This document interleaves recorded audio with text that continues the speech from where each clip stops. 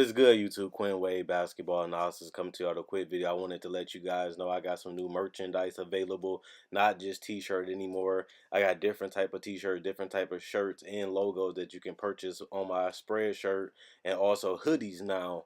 We have expanded and added more to the channel and more merchandise for the brand. Thanks for supporting. It will be in the description and the links will be in the comment section below. Thanks for helping me and supporting the movement. Quinn Wade Basketball Analysis. I'm going to check out the video. What's good, YouTube? Quinn Wade Basketball Analysis coming to you with a quick video. We're going to have a comparison debate video. A lot of people been asking me and talking about the Los Angeles Lakers after they got LeBron James. The team has really been covered a lot throughout the media and throughout the NBA because, you know, he brings a lot of excitement and he has brought playoff hopes back to Los Angeles. I didn't think that this team would make it to the playoffs in many years. But with LeBron James, it accelerated their growth and makes them already a contender to make the playoffs this year. Did they get off to the best start? No.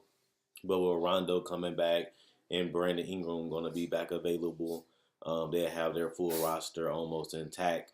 And then they can start gelling and having a lot of chemistry and getting ready to beat up on the weak teams and fight the mediocre teams like they are and try to be a championship team, whether that's through trading or just through growth. We're going to see what this team really is about and how they're going to handle their business in the next couple months until the playoffs. But until then, it's a debate that, like I said, a lot of people ask me, who is better, Kyle Kuzma or Brandon Ingram? And this is something that they debated about last year, and I'm just going to put my two cents on this because obviously Kyle Kuzma is 23 and Brandon Ingram just turned 21.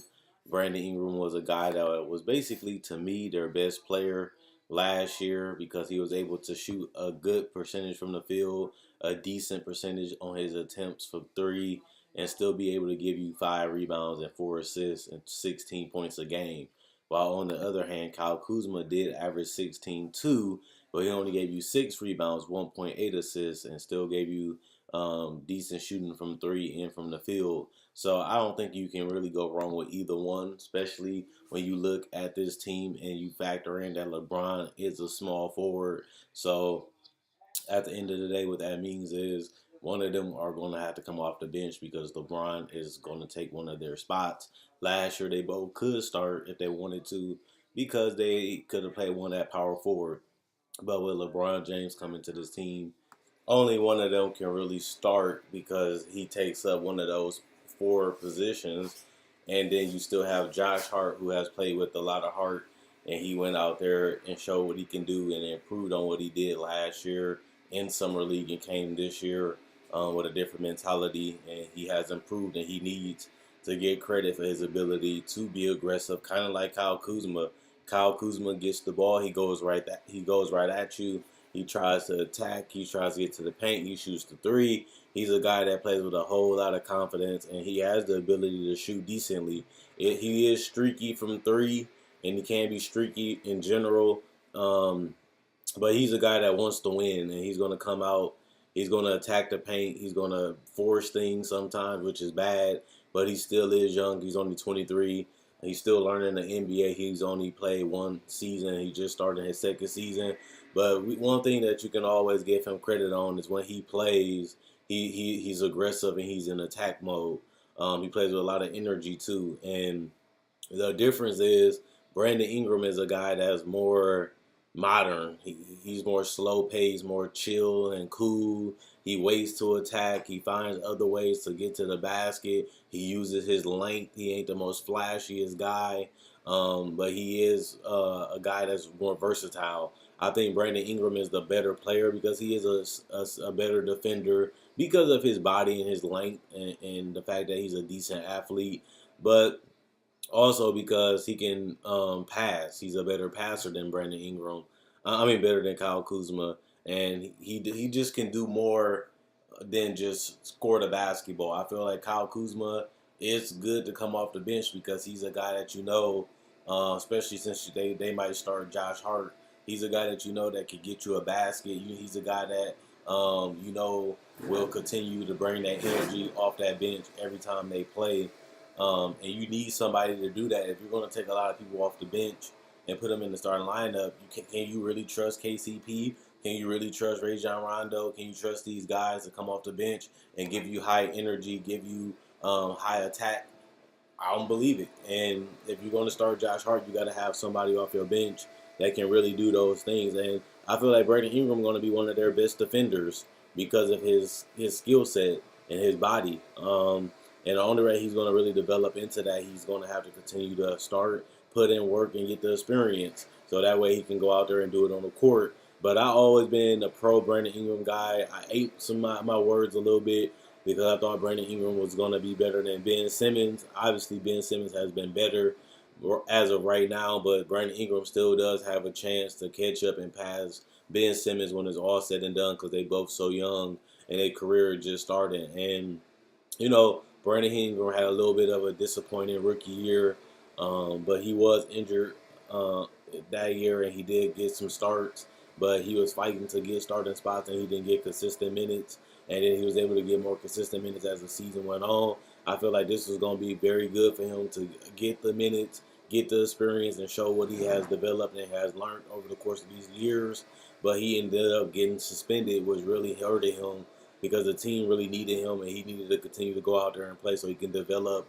But instead, he does something stupid and gets suspended over a fight that he really wasn't involved in because his part was already broke up, and he comes out of nowhere and swings, and next thing you know, he's suspended for 5 games, which was the worst thing that can happen to his team. Even though they was able to win the next 2 games, you shouldn't put your team in that predicament, especially when you're trying to focus on winning and they need you because they keep saying that you're the second best player. And that helps my case right then and there. If everybody feels like Brandon Ingram is the second best player compared to Kyle Kuzma being better than him, if we all agreeing that LeBron is the best player on the team and the second best player is Ingram, then that's just telling you right then and there that Ingram is the better player compared to Kyle Kuzma. But I think the question I'm trying to ask to the listener, what I'm trying to tell y'all is, um, the way Kyle Kuzma plays, yes, they do need more shooting.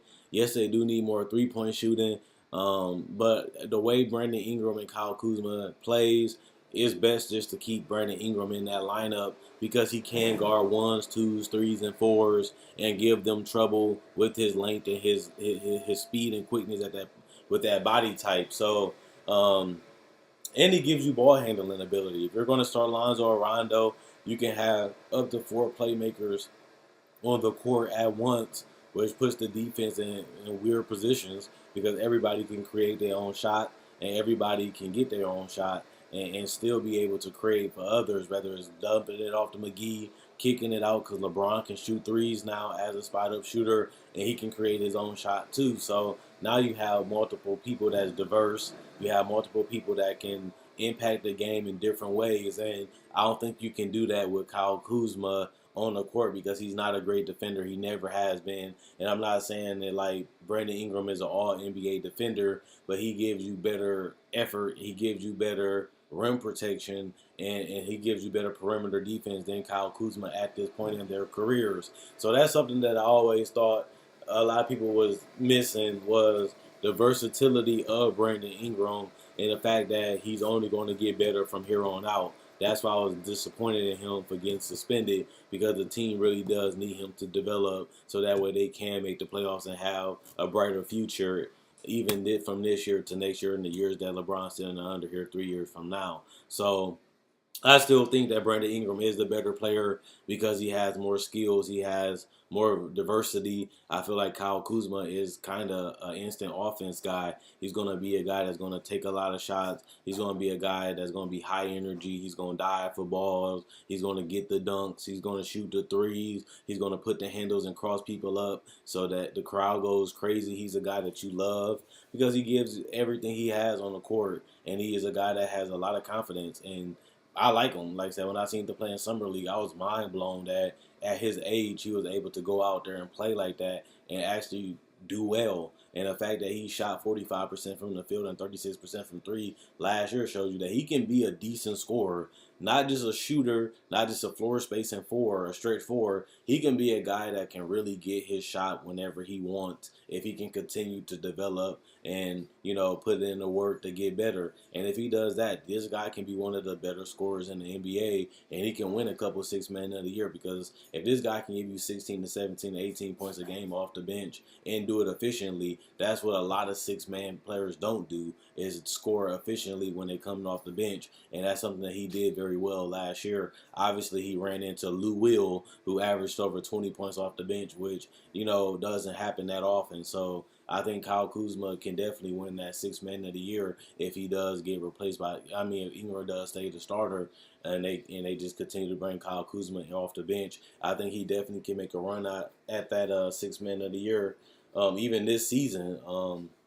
Because the fact that he gets a lot of freedom and he has the green light on this team, with the Lakers and Luke Walton. So at the end of the day, I still do think Brandon Ingram can do more like blocking shots. He's a better defender. He's a better playmaker. And he is a more smarter, well-paced scorer. I think that Kyle Kuzma does have the right role because he's a guy that likes to attack. He's a guy that likes to bring the energy. He's a guy that really helps the team lift up in good spirits because he's going to take some shots that get the crowd going, that gets the players going, and then it turns the tide sometimes for the game when he hits the court, because now you have to play him differently because Brandon Ingram's so smooth, Kyle Kuzma more aggressive, and that makes the style of the play different for the Lakers. Kind of like I said, with KCP and Josh Hart. Josh Hart, he's going to take the shots. Josh Hart feel like he can get to the paint. He feel like he can finish, and that's what makes him so aggressive. That aggressiveness allows him to be another playmaker. It allows him to be